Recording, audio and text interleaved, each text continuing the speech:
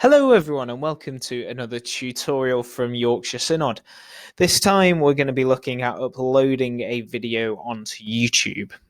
As with all of these videos, it's very much just a starter of 10 and primarily starter for 10, and primarily looks at the technicalities of doing it rather than going into too much detail in the whys. We are glad to hear that your church or your organization is considering using digital media, and we are very much here to help guide you through the whole process from start to finish. This video will hopefully just help you along a little bit. You may well have more questions after it, and so please do get in touch either via the Synod website here, www.urcyorkshire.org.uk, or there's contact details below this video in the video description. So this is just going to go through the basics of how technically to upload a video onto YouTube. So your video may well be something that you've recorded on your phone. It may just be of your face or of a particular thing. It may be short, it may be long, and you may well have used video editing software for it to piece other bits of videos together. This is something I would recommend having a play around with. There's lots of free video editing software online. It's not complex for the average computer user, but it can be time consuming. So do bear that in mind, but you will get quicker at it the more you use it. So I would recommend having a play about. You can't do any damage. So just have a go. And it will greatly enhance your videos, even just the basics of video editing. So we've got our video, and we will also need a YouTube account, and we have a YouTube account via having a Google account, or Gmail, Google Mail. So I would recommend setting up one of these for your church or your organization, so it's separate from your personal profile. So once you've got one of those, you can then visit this website here, which is studio.youtube.com. You'll see it's up here for me already, and because I've already logged in before, it's going to send me straight to my dashboard. I'd recommend spending a few minutes having a look around the dashboard. Obviously there's lots more going on for me than there will be for you at the very beginning, but have a look around, particularly all of these settings and areas to visit down the left hand side.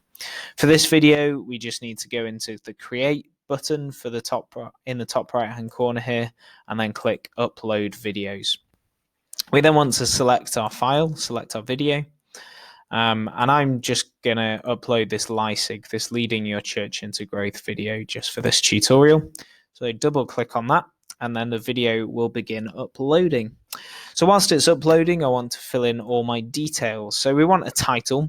We don't want our title to be too short, so I don't just want to put LISIG, but we also don't want it to be too long either, but we do want it to contain a good amount of information. So I'm going to call it Leading Your Church into Growth, and then URC Yorkshire Synod. So it's got a fair amount of information in there, but not too much. Any more information we can put down here in the video description. So for brevity's sake, I'm just going to say that this video is about leading your church into growth.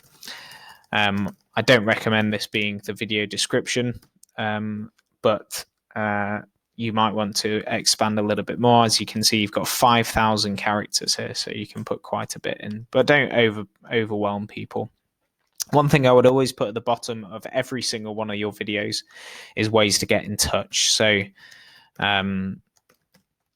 you might want your Facebook page on here, your Twitter if you've got it, any other social media, your website, and maybe an email address as well. You'll then want to upload a thumbnail. So this will be a separate picture from the video. And as you can see, it says that you can show what's in your video. A good thumbnail stands out and draws viewers' attention. YouTube will suggest some thumbnails from within the video. I would recommend using a separate one. So perhaps take a different picture. You might want a picture of the church, or a picture that's relevant to the video that's going on. And that will be the thumbnail that people can see when you share the link to your YouTube video in various different places. You can add it to a playlist if you like. I only have one playlist on my channel, which is all the tutorials I've been doing. But let's say you're doing a series of videos. It might even be your weekly Sunday service. So you could create a playlist so that people know where to go, and there's one place for all of those kind of for that topic of videos, so to speak. And YouTube will send people on from one video to the next when they watch one of them. So my video has just been uploaded because it's only 4 minutes long and my internet is quite fast. Yours might take a bit longer. Just be patient. Is this video made for kids? This is mainly from a US point of view, but we do need to select an option here. So you're just going to select the relevant option. Mine's not specifically made for kids, so I'm going to click no. There are more options here. This is just whether your video contains paid promotion or product placement or things like that. Obviously, it doesn't. Tags, I wouldn't concern yourself with tags too much. And languages, you'll want to put English, of course, English United Kingdom. And you don't need a caption certification. This is just for in the US. You can put the recording date and location if you like as well. And a category, well, non-profits and activism is the closest you can get for a church. So we're going to put that there. These are the settings for the comments. These are the default ones, and I would recommend keeping these as they are. So you see here, YouTube has recommended some thumbnails for me, none of which are very good, to be honest. But we'll just keep it there for brevity's sake. So we filled in all our details, and we're going to click next. We can add an end screen if we like, so that can be a photo to put at the end. That could be any photo really, but it could be a video it could be a little picture promoting other things that are going on, or just your contact details. So then on to how and where we're going to publish it. So we've got two main options. We've got the option to either save or publish, or to schedule. So publish is going to publish the whole video right now, and then we would want to set that to public so that everybody can see it. If that was all I needed, then I'd simply click publish at this point. Scheduling a video means that you can do things ahead of time. So you can do it whenever you like in the week, perhaps. I'm just going to use the typical example of uploading your Sunday morning service. You might want to schedule it for the time that you would normally have church, perhaps, like 10:30 in the morning tomorrow.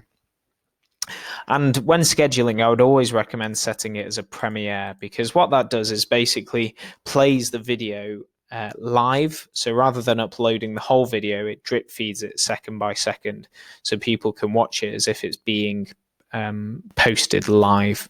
So that just helps increase levels of interaction and gives people that live feel. They can also comment as the video goes on and interact with the video in that way. So that's the schedule option. And similarly, I'm just going to click the schedule button when I'm ready. And here is the link. So this is the link that I want to share with people, either on email. I'll definitely want to post it to my Facebook page as well, so I can copy it, or I can click here to share it directly to Facebook.